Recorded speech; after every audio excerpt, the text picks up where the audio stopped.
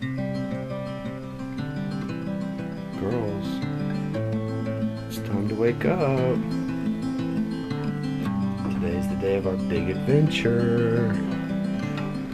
My dad told us we were going to be taking our first camping trip. He said we will have to drive through beautiful places and cross rivers and even an ocean.